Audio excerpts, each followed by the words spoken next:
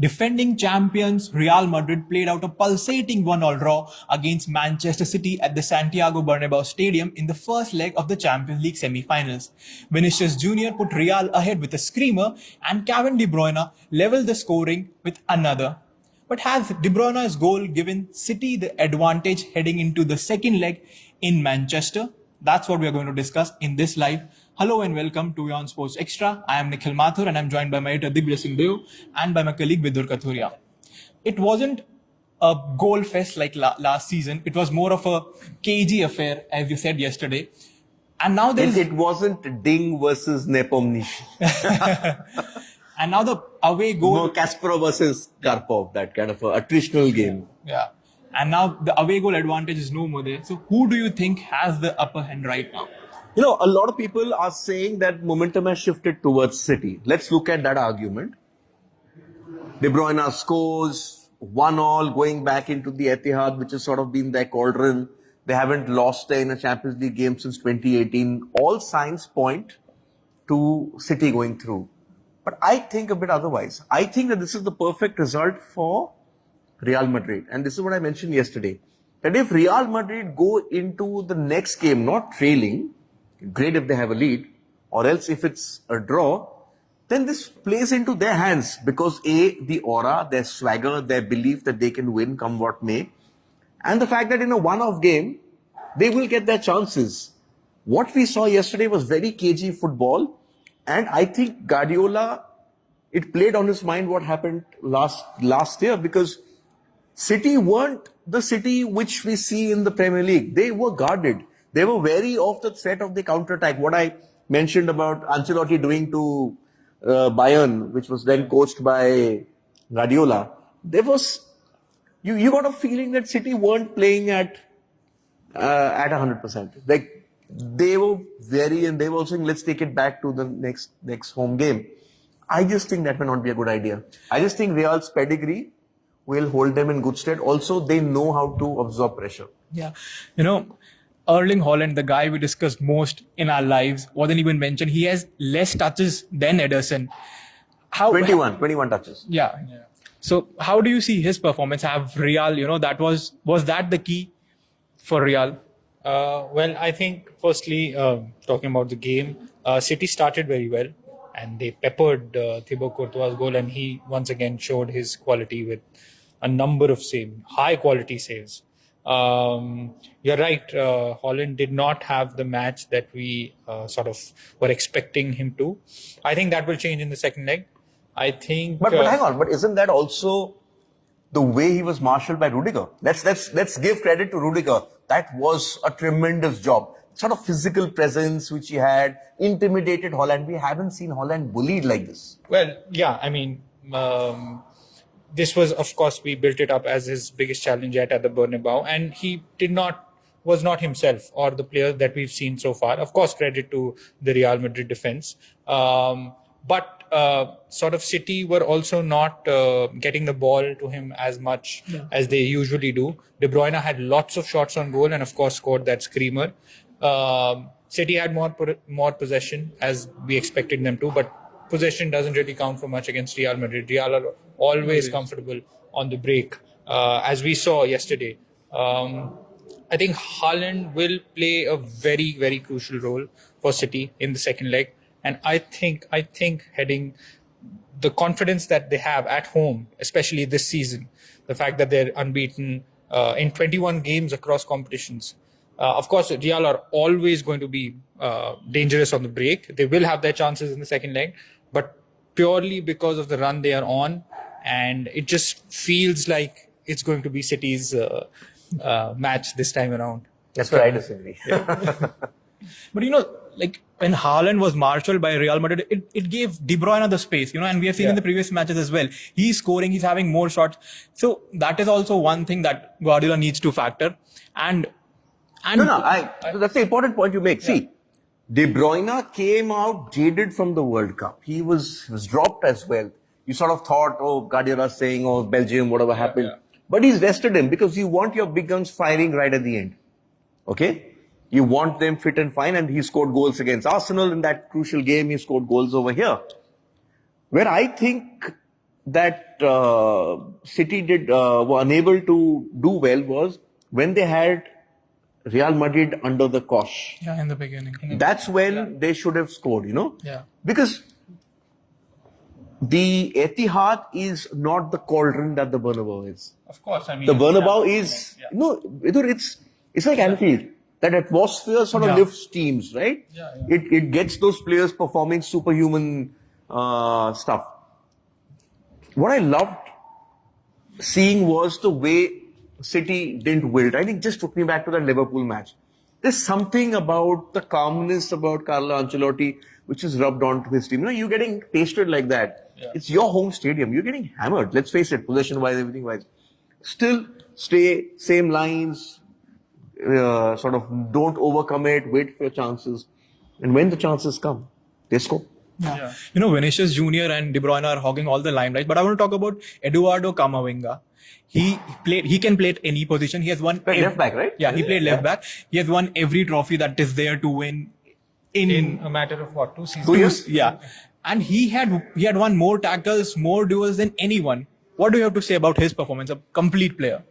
I mean, stepping up on that at that like the match against Manchester City, big Champions League semi-final. This young boy, outstanding, and he is going to be the future of Real Madrid. The midfield. I think what we are seeing right now. Yeah. There's a lot of talk about Kroos, Modric, and Benzema, but we are seeing with the oldies there. The transition is already happening within the team. They got rid of Isco. They have Rodrigo, who is going to be a future star. Vinicius is young. He's going to be at some point. Maybe they need a number 9. I'm not sure. Bellingham is coming. in. Yeah. So you have Camavinga, who's bought. Chouameni is there. Yeah. Bellingham came in.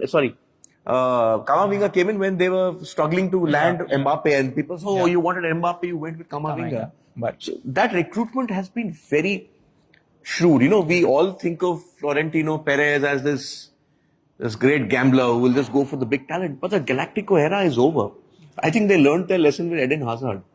The money was being saved for Mbappe, but they've bought very wisely, 30 million, 40 million. Okay, maybe big money for a Brighton or for a Bournemouth.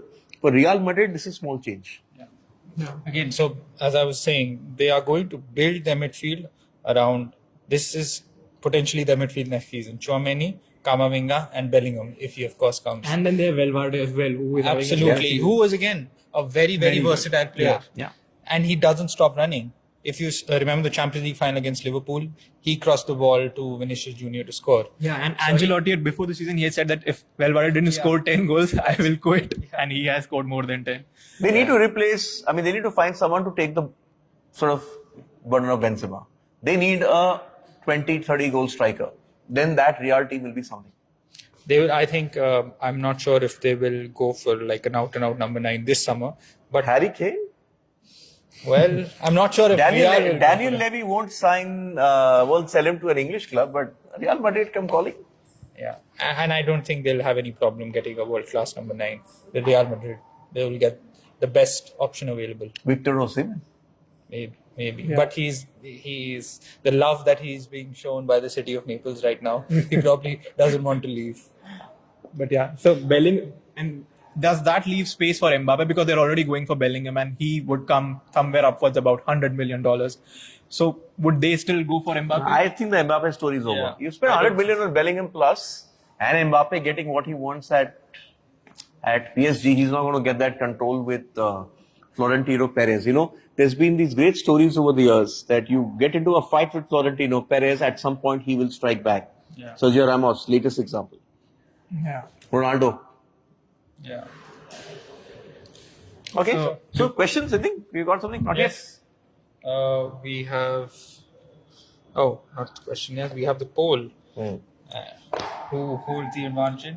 Who holds the advantage heading into the second leg of the Champions League?